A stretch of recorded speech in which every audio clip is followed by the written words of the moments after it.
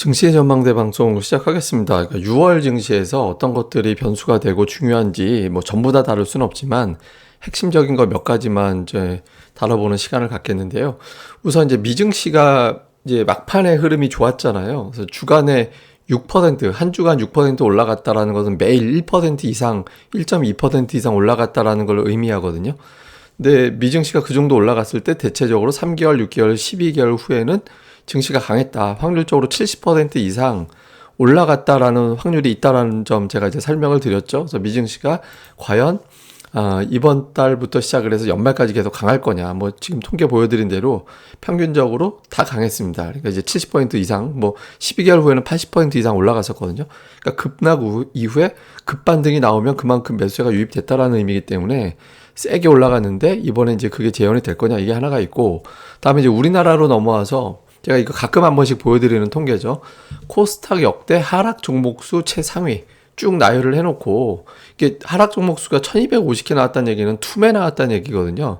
그러니까 투매 이후에 이제 주식시장이 어떻게 변했는지 이 통계를 봤더니 대체로 1개월 후는 올라가는 경우가 많았습니다. 그러니까 무조건 다 올라가지는 않았는데 올라가는 확률이 많았고, 이제 대체로 한 5.9% 정도 평균적으로 올랐거든요. 근데 이 두 가지 빈칸 있잖아요. 5월에 역대 두 번째로 그리고 여섯 번째 정도로 하락 종목이 많았었는데, 지금 뭐 그 5월 9일 종가 860, 5월 10일 종가가 833이었기 때문에 1개월 후를 돌이켜보면 역시 올라갔죠. 근데 이게 2개월, 3개월 후로 가면은 상승이 조금 더 확률이 높아지는 그런 특성이 좀 있었거든요. 그러니까 이제 코스닥이 사실 5월하고 3, 4, 5월이 역대급으로 낙폭이 컸던 그런 상황이었어요. 투매, 하락 종목수 기준으로 보면. 그러니까 투매를 받아내고 시장이 이제 올라갈 수 있을 거냐, 아니면 이제 그 투매를 받아낸 이제 투자자들이 단계 그치고 한 뭐 900 정도 언저리에서 이제 매도를 좀 슬슬 하고 있는 거냐, 이런 부분들 확인이 좀 필요하겠죠. 그래서 과거와 똑같이 갈 거냐, 달라질 거냐, 요거 좀 필요하고요.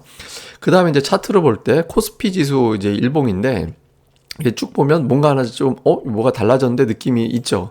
그러니까 61선이 돌파가 됐거든요. 그러니까 61선 돌파는 몇 번 됐었어요. 작년도 12월에는 내내 61선 위에 있었고, 그 이후에는 61선 돌파하면 그게 저항이 되면서 툭툭 밀리는 그런 움직임이 나왔었거든요. 그러니까 한 달이 20거래일이잖아요. 61선은 바로 이제 3개월. 그러니까 한 분기 이야기하는 거거든요. 그러니까 한 분기 동안에 이제 부각됐던 악재를 털고 새롭게 새로운 재료로 바뀌게 되느냐. 그러니까 분기 동안 지배했던 재료가 바뀌게 되는지 여부를 확인하는 게 61선이 되는 건데, 이게 이제 빠꼼이 올라오는 그런 모습이 나왔죠. 이게 넘어가서 급기야는 이제 121선 돌파까지 시도를 하느냐. 121선은 작년도 9월 이후에 본 적이 없는 지수대거든요. 2750 정도 되죠. 그러니까 여기서 당장 급한 건 이제 61선인데 올해 들어 처음으로 61선에서 안착하는 움직임이 나올 거냐. 이게 중요하고, 그 다음에 이제 코스피가 이게 분기 차트입니다. 그러니까 분기 차트에서 4분기 연속 빠지고 있거든요. 4분기면 12개월이잖아요. 그러니까 1년 내내 빠졌다, 이렇게 해도 이제 과언이 아닌 건데, 코스피가 이제 그 2000년대 정도부터 따져놓고 봤을 때 4분기 이상 빠진 경우가 이번 전까지 3번밖에 없었어요. 그러니까 이제 2000년도, 2002년도, 그다음에 이제 2008년도, 이때 이제 5분기 연속 빠진 게 역대 최장이거든요. 예전에도 한번 5분기 빠진 적이 있습니다. 근데 지금 현재 4분기 연속 빠졌잖아요. 근데 이게 한 2.6% 정도 되거든요. 그러니까 이번 달에 2.6% 올리면 이게 이제 패턴이 없어지게 되는 거죠. 그러니까 2008년도 이후에 14년 동안 4분기 연속 빠진 적은 없었거든요. 그래서 이게 이제 이번 달에 그 패턴이 나오지 않고 뒤집어서 이제 지수가 이제 서서히 큰 하락이 이제 종지부를 찍히느냐, 뭐 아니면 뭐 잠깐 쉬었다 다시 빠질 수도 있는 건데, 어쨌든 이번 달에 이제 반전이 나오는지 이게 중요하고요. 그 다음에 이제 삼성전자인데, 삼성전자 차트 보시면 이게 월봉이거든요. 계속 하락한 것 같죠. 이게 삼성전자가 17개월 동안 5달밖에 올라간 적이 없어요. 17개월 동안에. 그나마 작년이었고, 그거는 올해는 월간 상승한 게 없습니다. 그러니까 지난달에 양봉이긴 한데 이게 제로예요. 제로 상승률이. 그러니까 딱 제로로 끝났거든요. 그러니까 올해 들어서 한 번도 상승한 적이 없는데, 삼성전자가 올해 들어서 처음으로, 그러니까 6개월 만에 처음으로 상승으로 돌릴 수 있을 거냐. 그래서 이제 만약에 저 7만 원 이상까지 간다면, 제가 이제 달러 차트로 200선에서 이제 튕겨서 올라갔다라고 말씀을 드렸잖아요. 그러니까 그 정도를 넘어서 이번 달에 원화 차트 기준으로 7만 원 돌파를 한다면 추세가 좀 달라지는 이제 그런 계가 되겠죠. 근데 이게 좋아지려면 변수들이 좀 작용이 될 텐데 우선 대차 대조표 축소가 진행이 됐잖아요. 그러니까 유동성을 공급하다가 이제 공급을 줄이는 걸 넘어서 이제 회수하기 시작하는 그런 게 나오잖아요. 그러니까 과거 사례를 보면 양적 완화를 하다가 양적 완화를 후퇴할 때 그 출구 전략이라고 하는데 이때는 뭐 주식시장 별다른 어떤 반응 없이 그냥 올라갔어요. 그러니까 뭐 양적 완화 출구 전략 펼친다라고 할 때 출렁출렁거린 거는 있지만 다우지수 기준으로는 뭐 별다른 영향을 주진 않았거든요. 왜냐하면 양적 완화 축소는 주던 어떤 보너스를 갖다가 좀 덜 준다는 거예요. 돈을 뺏어간다라는 게 아니라. 그래서 이거는 별로 영향을 줄 게 없었고, 그러면 양적 긴축, 돈을 이제 회수해 나가는 거죠. 연준의 자산이 축소되는, 대차 대조표가 축소되는 걸 얘기하는 건데, 이게 이제 2018년도 때 미국 연준의 대차 대조표가 축소되기 시작할 때 주식시장의 움직임입니다. 그러니까 이제 처음에 조금 출렁거리면서 이제 빠지는 구간이 있긴 했지만 그래도 올라갔거든요. 올라갔다가 이후에는 좀 거칠어졌죠.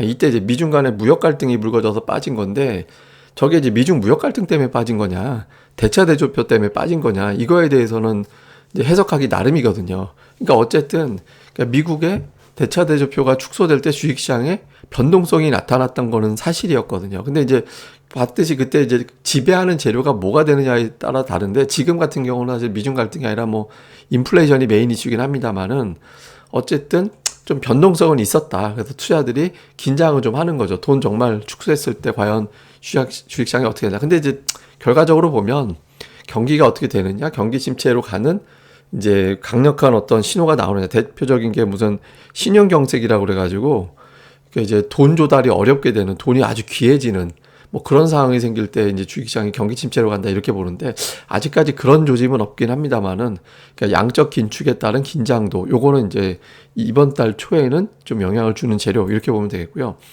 그 다음에 이제 주요 지표들 중에서도 그러니까 우선 이제 달러 인덱스 이제 계속 올라가는 추세를 보이다가 지금 2주 연속해서 빠졌거든요. 근데 이게 100 밑으로까지 내려가 줘야 좀 안도감을 주는 거고 지금은 보시다시피 올라가다가 이렇게 51선 퉁퉁 걸렸다가도 다시 올라가는 적이 여러 번 있었잖아요. 그러니까 이게 아직까지 달러 인덱스가 완전히 하락으로 전환됐는지는 알 수는 없죠. 근데 이게 금리 인상과 양적 긴축이 더해지는 시점이라서 달러가 그럼에도 불구하고 빠진다라면 아 이거 게임 끝났구나 달러 강세는 그러니까 이렇게 해석될 수 있거든요. 그래서 이제 달러 인덱스의 어떤 움직임 한번 볼 필요가 있고 그 다음에 이제 국제유가, 국제유가가 이제 한 120달러 이게 그 5월 마지막 거래일에 120달러 언저리까지 갔다가 이제 밀렸는데 이게 이제 기존 박스권은 95에서 115달러였거든요.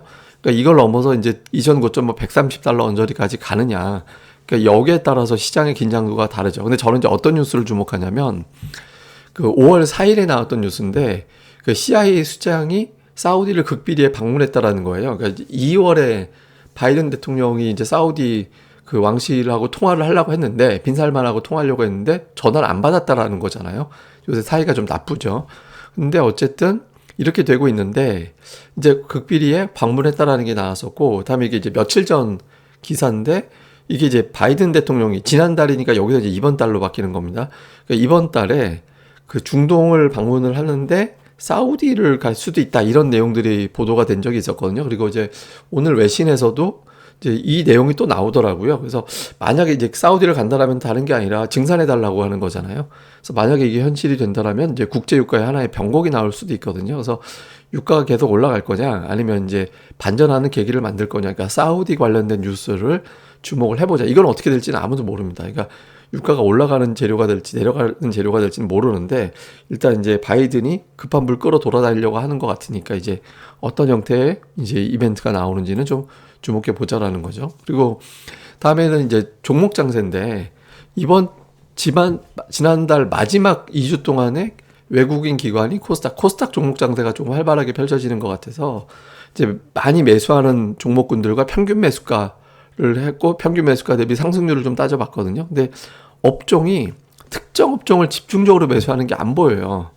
업종 내에서 골라 담는 형태로 가고 있거든요. 그래서 지금은 업종 장세라기보다는 업종 내에서 골라 담는 장세로 가고 있기 때문에 그러니까 이제 종목별로 좀 대응을 해야 될 것 같습니다. 그래서 이제 조금 그 대기업들 투자 이벤트들 있잖아요. 그러니까 그거하고 맞춰서 관련된 종목군들이 조금 눈에 띄긴 하는데 어쨌든 이제 뭐 요 구도 그대로 갈지. 그래서 저도 이제 계속해서 이제 유튜브 방송을 통해서 어떤 종목군들의 매수세가 집중되는지 설명드릴 거거든요. 이것도 좀 주목하실 필요가 있습니다. 그래서 이후에 이제 좀 내용을 정리해 보면 인플레이션 정점이 확인이 돼야 됩니다. 그러니까 인플레이션 때문에 경기가 나빠져, 경기 침체가 이것 때문에 시장이 한참 흔들렸잖아요. 근데 이제 공급망 문제가 진정이 되고 유가가 좀 안정이 돼서 인플레이션 정점이 확인이 될지 아니면 이제 6월에 다시 또 치고 나갈지 요거가 증시 중요하고 그 다음에 이제 대차 대조표 축소랑 금리 인상이 한꺼번에 동시에 작용되는 시점이잖아요. 그러니까 긴장을 안 할 수는 없거든요. 그러니까 이게 되는데 다만 이제 이게 알고 있는 뉴스다 이미 이렇게 볼 거냐. 그래서 저것 때문에 인플레이션이 잡히는 거 아니냐. 그러니까 이렇게 해석을 할지 아니면 강력한 긴축에 의해서 정말 경기가 침체될 수도 있겠다. 이쪽으로 몰아갈지. 이거는 뭐 첫 주만 보면 알 수 있습니다. 그래서 그거 좀 가늠이 필요하고. 그 다음에 이제 중국 쪽. 제가 이제 비빌 언덕은 중국이다라고 이제 시장이 안 좋을 때 그때 말씀을 드렸잖아요. 그래서 중국발 재료가 이제 긍정적으로 바뀌었잖아요. 근데 이것도 역시 이미 알고 있는 재료가 돼버렸거든요. 하나 더 나올 거냐. 관세. 예, 이번 달에 관세 철폐까지 이벤트가 나올 거냐. 요거 이제 흐름 한번 보실 필요가 있고요. 그 다음에 이제 아까 말씀드렸던 삼성전자 외국인들이 이제 올해 들어서 처음으로 플러스 낼 수 있는 흐름을 만들어낼 거냐.